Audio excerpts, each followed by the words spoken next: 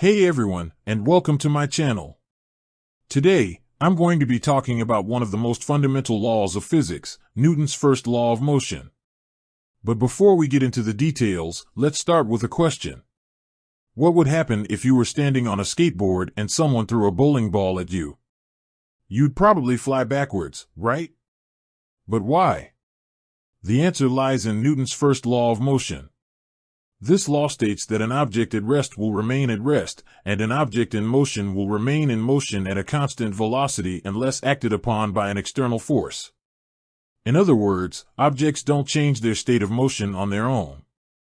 They need a force to make them change. Let's take a closer look at this law and its implications. Newton's first law of motion.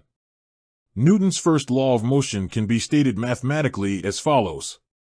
F equals ma, where F is the net force acting on an object. M is the mass of the object. A is the acceleration of the object.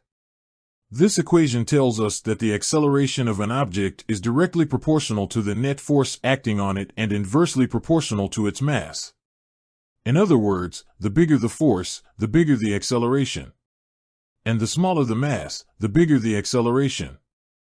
Examples of Newton's first law of motion.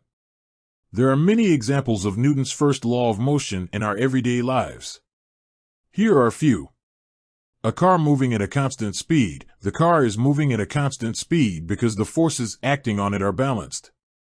The forward force from the engine is balanced by the backward forces from air resistance and friction. A person sitting in a chair. The person is at rest because the forces acting on them are balanced. The downward force of gravity is balanced by the upward force from the chair.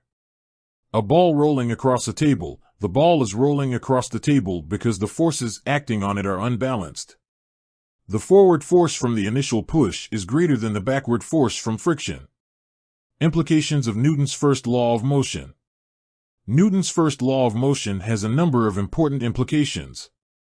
One implication is that it explains why objects in space, such as planets and stars, move in orbits. These objects are not acted upon by any external forces, so they continue to move in the same direction and at the same speed. Another implication of Newton's first law of motion is that it explains why it is difficult to change the motion of a moving object. For example, it is harder to stop a moving train than it is to stop a moving car. This is because the train has a larger mass than the car, so it requires a larger force to change its motion.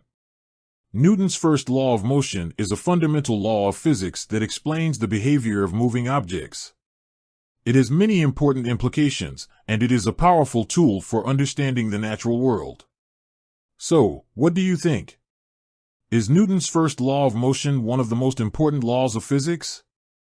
Or is it just a simple observation that we can all understand? Let me know in the comments below. And thanks for watching. I'll see you next time.